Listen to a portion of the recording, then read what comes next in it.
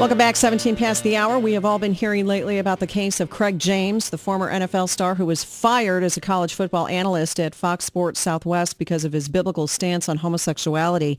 Now, as a Republican candidate in the 2011 Texas Senate race, he said being gay was a choice and that homosexuals who engage in same-sex marriage are going to have to answer to the Lord for their actions, as we all do. Well, after one appearance on Fox Sports Southwest, the network terminated him, and an unnamed Fox spokesman told the Dallas Morning News, "We just asked ourselves how Craig's statements would play in our human resources department. He couldn't say those things here." And so just days later, I might mention, Keith Olbermann went on a 9-minute pro-homosexuality rant on ESPN, and that's apparently fine. But Craig James articulates a Christian worldview, not even on the air, and he gets terminated for it. Religious bigotry, it appears, is alive and well in America today. Well, now Craig is fighting back. He has retained Liberty Institute to represent him in seeking reinstatement, and we are just really delighted that he could join us today, along with Kelly Shackelford, President and CEO of Liberty Institute. And it is wonderful to have both of you here today. Thanks so much for joining us. Hi, Janet. Thanks for having us. I look forward to visiting with you. Well, thank you. I'm glad you're here. Now, take us back a little bit, if you would, to your Senate bid, Craig, because those comments you made, from what I understand and from what I've read, were well received by the audience. Oh, absolutely. They were well received. And you know, again, this is all about my biblical belief, my freedom to have that. And so I was really floored, Janet, when I found out that I was fired, and then come to find out I was fired because I made those statements in that Senate campaign debate a year plus earlier, not even on the air with Fox.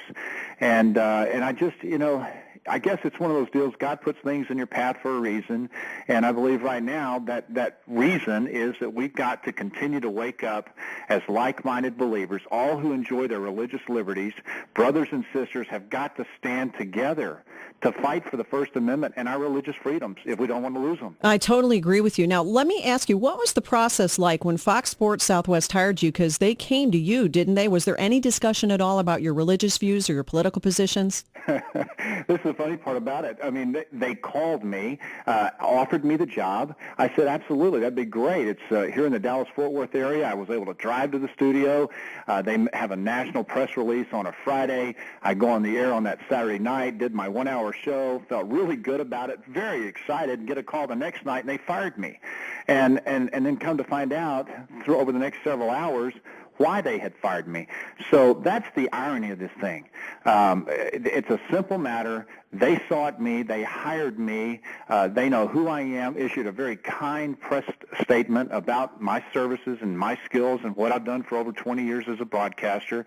But then a day later, they got rid of me. Boy, now what you said right there was that you got a call the next night, but then you didn't find out for several more hours. Why? What did they tell you? Well, initially it was that the people out west, the Fox parent, the corporate out there, was not going to approve the matter. And I learned in the next phone call, which was a few hours later, early the next morning, that basically it was because of the comments and the statements that I had made in my position on the definition of marriage. And so that's what got me. And then, you know, since that point in time, it's grown to the point where it is. Boy, now, did you have any indication when you received the first phone call that might have had something to do with it? No, not really. When I first got the phone call, I thought, wow, I'm getting a promotion already. This is really great. It was really funny, and I guess you have to chuckle with it, Janet, because it's almost like it's like you can't believe this happened. Yeah. But no, the first phone call, if the person who called me knew about it, they didn't tell me because they didn't know how they could say that to me. And you know, then it came out in the next phone call. So I read about it. Then all of a sudden, it was all over the country. Yep. That I'm anti-gay and I'm all of these things that I'm, you know. So it just blew up. Well, if you're a Christian, that equals anti-gay. I mean, this is how it's rolling in our culture now. You know, I love people. Bible study this last Friday morning, the pastor said, he made it very clear. He said, you know what? Love God and love thy neighbor. Yep. And I do that. And judge not lest ye be judged too. I mean, I love people. I am a believer, and I believe in all of the Bible, not just some of the Bible, all of it. And I don't try to be politically correct. I try to be biblically correct.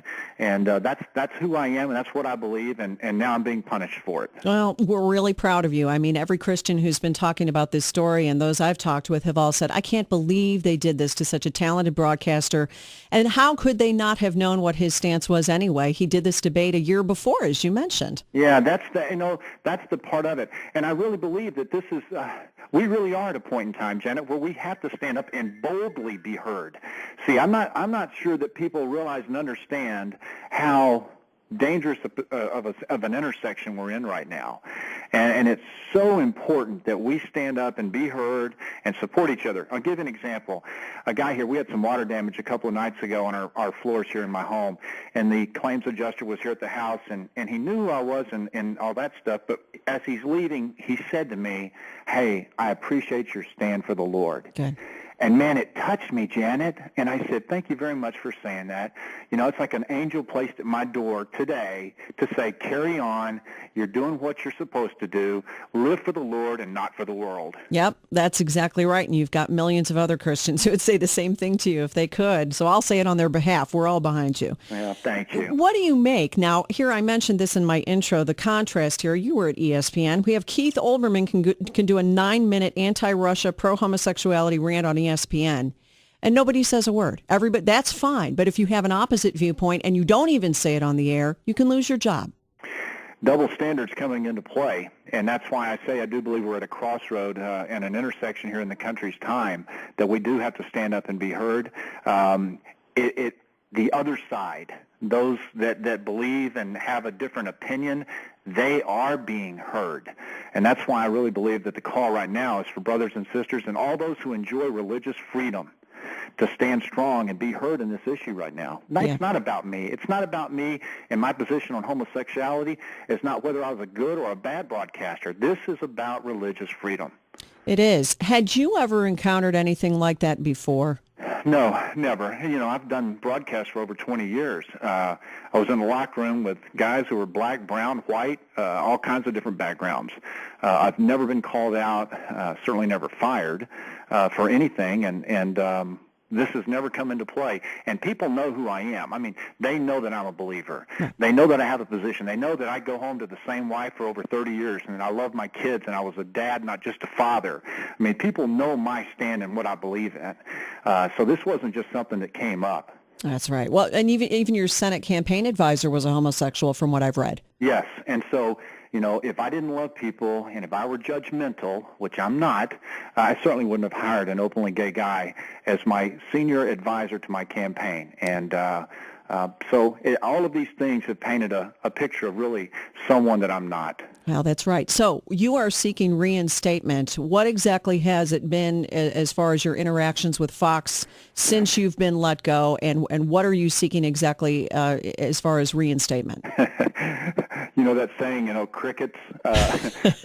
We've heard nothing, and I assume nothing's going to happen there.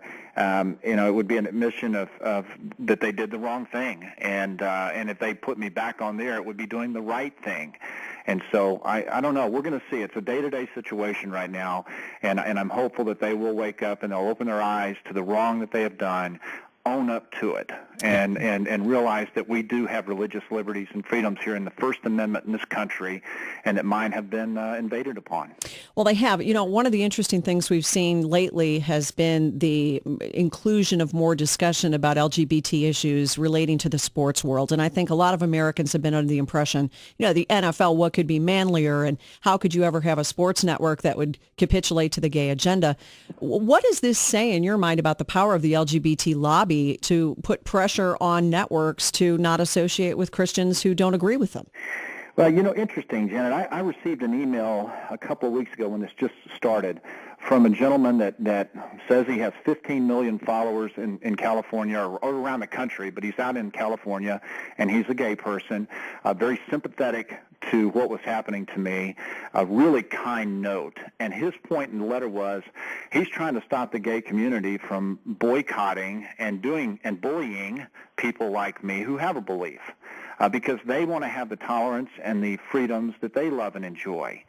So right now, I just feel like it's a one-sided bugle that we're hearing, and we need to hear the trumpet coming from the other side too, and that's what I hope this is a wake-up call. I do too. Now, I saw that the commissioner of Collin County, Texas, has penned a letter on your behalf. What do you make of this letter and perhaps a response that may be forthcoming? It may be crickets again, who knows, but may be forthcoming from Fox to Matt Shaheen, the commissioner of Collin County. Yeah, and you know what? I know Matt, and boy, that touched me. I was glad that he did that. That's the part of where I'm saying stand up and be heard.